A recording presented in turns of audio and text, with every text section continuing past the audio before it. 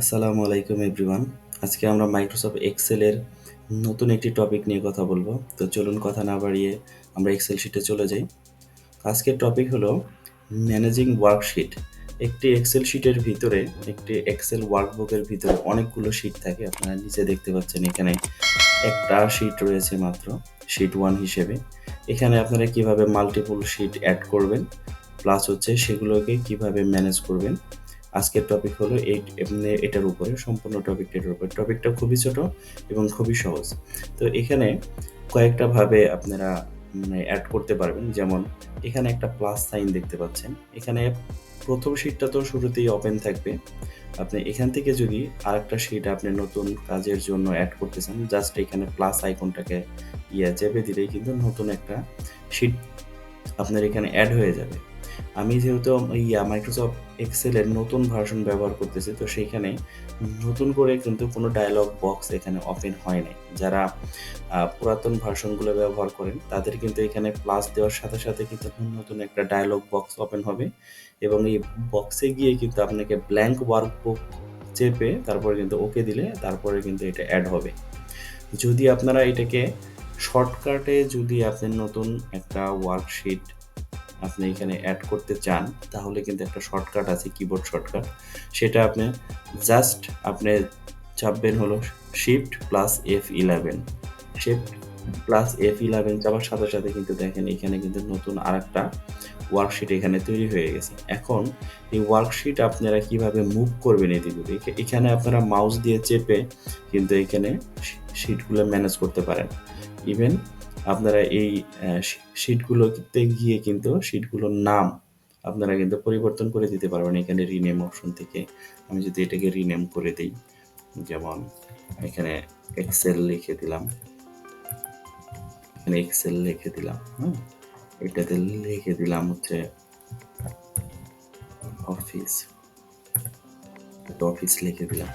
এভাবে কিন্তু আপনারা ট্যাবগুলোর নাম কিন্তু আপনারা পরিবর্তন করে নিতে পারবেন। চাইলে এখানে কিন্তু আরও অপশন আছে, যেমন আপনার এইটাকে যদি আপনি কালার করতে চান, আপনি কালার করে দিতে পারবেন। যে কোনো কালার এখানে আপনারা চাইলে এখান থেকে আপনারা আপনাদের পছন্দ মতো কালার কিন্তু আপনারা কাজের স্বার্থে, কাজের সুবিধার্থে কিন্তু আপনারা অ্যাড করে নিতে পারবেন। তো এটাকে যখন আপনারা যদি মনে করেন কোনো সময় যে এটাকে হাইড করার প্রয়োজন আছে, তাহলে কিন্তু এখানে হাইডের অপশন আছে। এটাকে যদি আপনি এভাবে হাইড করতে ফেলতে চান, তাহলে কিন্তু এভাবে হাইড করে ফেলতে পারেন।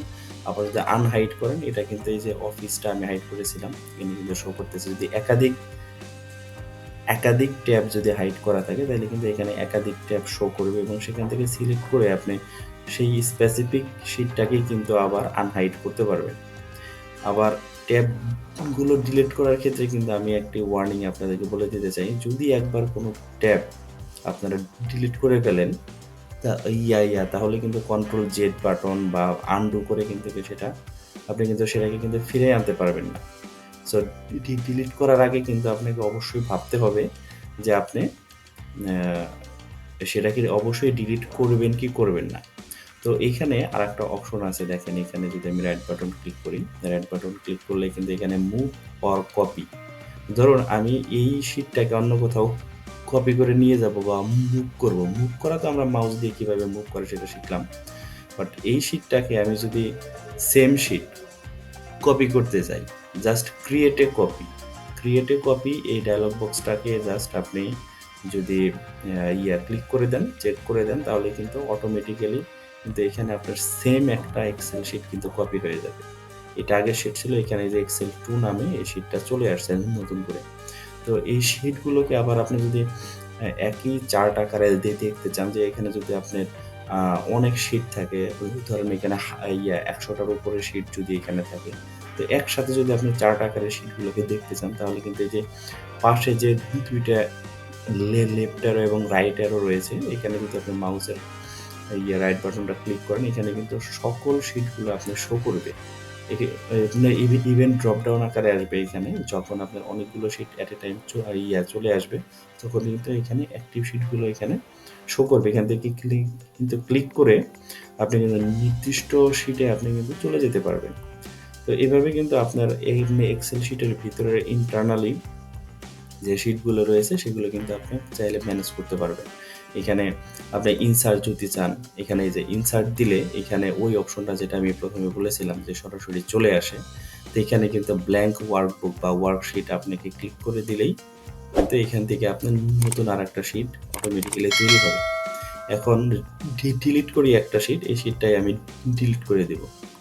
ডিলিট করার পরে কিন্তু এটাকে আর কন্ট্রোল জেড বাটন দিয়ে কিন্তু বা আনডু, এখানে কিন্তু আনডুর কোনো অপশন নাই দেখতেছেন একদম উপরে টপ টপ লেফট সাইডে। তো এখানে কিন্তু আনডুর করার কোনো অপশন নেই, আমরা কন্ট্রোল জেড বাটন দিয়েও কিন্তু ওটাকে আর ফিরিয়ে আনতে পারবো না। তো ডিলিট করার আগে অবশ্যই আপনারা মনে রাখবেন এটা ডিলিট করা পরেও আর ফিরিয়ে আনা যায় না। তো এভাবে কিন্তু আপনারা শিটগুলোকে ম্যানেজ করতে পারেন, ভিতরে এদিক ওদিক মুভ করতে পারেন। তো পরবর্তী পর্বে ইনশাল্লাহ আপনাদেরকে আরও নতুন নতুন ইনফরমেশন নিয়ে নতুন কিছু টপিক নিয়ে আমরা কথা বলবো। আজকের টপিক এই পর্যন্তই। ভালো থাকবেন, সুস্থ থাকবেন, সুন্দর থাকবেন।